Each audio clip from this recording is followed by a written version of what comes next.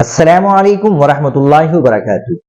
ناظرین اکرام، مدارس کے متعلق پھر ایک بڑی خبر سامنے آ رہی ہے اور بتایا جا رہا ہے کہ مدرسوں کی دوبارہ جانچ ہوگی اور کن کن چیزوں کی جانچ ہوگی اور مدارس میں کن چیزوں کو دیکھا جائے گا، یہ پوری خبر آپ کو اس ویڈیو میں معلوم ہو جائے گی۔ ناظرین، پارلیمنٹ کے دونوں ایوانوں میں وقف بل پاس کیے جانے کے ہنگامے کے درمیان ایک مرتبہ پھر ضلع سہارنپور کے پورٹل پر رجسٹرڈ تمام مدارس کی نئے سرے سے جانچ کی یو پی حکومت کے احکامات پر عمل شروع ہو گیا ہے۔ مدارس کی تحقیقات ضلعی سطح کے افسران کریں گے، جنہیں ہر ایک کو 10 مدارس کی ذمہ داری دی جائے گی۔ 15 دنوں میں جانچ مکمل کر کے رواں ماہ اپریل سن 2025 میں ہی رپورٹ حکومت کو بھیجی جائے گی۔ دراصل حکومتی پورٹل پر سہارنپور ضلع کے 687 مدارس رجسٹرڈ ہے اور ان تمام مدارس کی جانچ کا فیصلہ لیا گیا ہے، اس لیے اقلیتی امور کے محکمے نے تمام تیاری مکمل کر لی ہے۔ نئے تعلیمی سال کے آغاز پر ہی ان مدارس کی جانچ کی جائے گی۔ 8 نکات طے کیے گئے ہیں جن پر مدارس کا جائزہ لیا جائے گا۔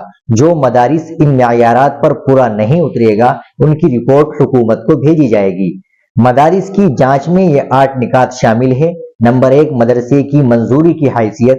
نمبر 2، سوسائٹی رجسٹریشن یا تجدید کی صورتحال۔ نمبر 3، طلبہ کا رجسٹرڈ تعداد اور معائنے کے وقت ان کی حاضری۔ Number 4، UDISE number. Number 5، PEN number. Number 6، APAAR I D کی اپڈیٹ کی پوزیشن۔ نمبر 7، مدرسے کی عمارت کی حالت، کمرے اور ان کے سائز کی تفصیلات۔ مدرسے کی زمین نجی ملکیت ہے یا کرائے پر ہے۔ نمبر 8، مدرسہ پورٹل پر اپلوڈ ہے یا نہیں۔ مدرسے میں تدریسی عملہ اور اساتذہ کی تعداد کتنی ہے۔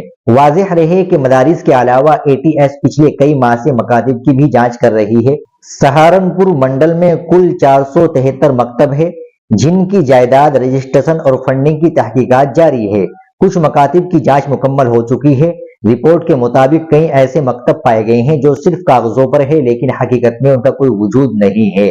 اس سلسلے میں سمن گوتم ضلع اقلیتی بہبود افسر نے بتایا کہ ضلع میں چلنے والے مدارس کی جانچ کی جائے گی۔